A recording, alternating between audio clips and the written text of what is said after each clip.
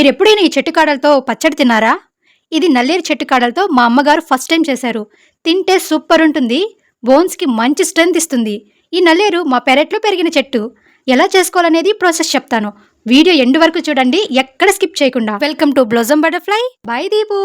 First నల్లేరు కాడలు కడిగి sides cut చేసుకోవాలి. తర్వాత బాండిట్లో 2 టేబుల్ స్పూన్స్ ఆయిల్ వేసుకొని బాగా ఫ్రై చేసుకోవాలి. ఇలాగా 20 నిమిషాలు గోల్డ్ కలర్లోకి వచ్చేలాగా వేయించుకోవాలి. బాగా ఫ్రై అవ్వకపోతే దురద ప్రాబ్లం వస్తుంది.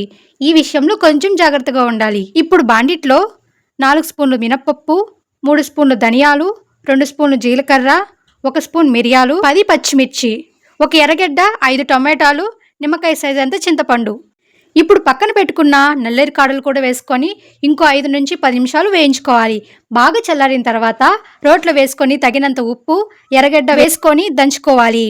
ఇప్పుడు బాండిట్లో 3 స్పూన్లు ఆయిల్ వేసుకొని తిరగమాత వేసుకొని అందులో దంచుకున్న పచ్చడి వేసుకుంటే టేస్టీ హెల్తీ పచ్చడి రెడీ అయిపోతుంది. వేడి వేడి అన్నంలో వేసుకుని తింటే సూపర్ ఉంటుంది. ఈ నల్లేరు ఆరోగ్య సమస్యలు ఉన్నవాళ్ళు, ప్రెగ్నెంట్ లేడీస్, స్కిన్ ప్రాబ్లమ్స్ ఉన్నవాళ్ళు తినకూడదు. కానీ ఈ నల్లేరు ఎముకల బలాన్ని పెంచడంలో మాత్రం చాలా బాగా యూజ్ అవుతుంది.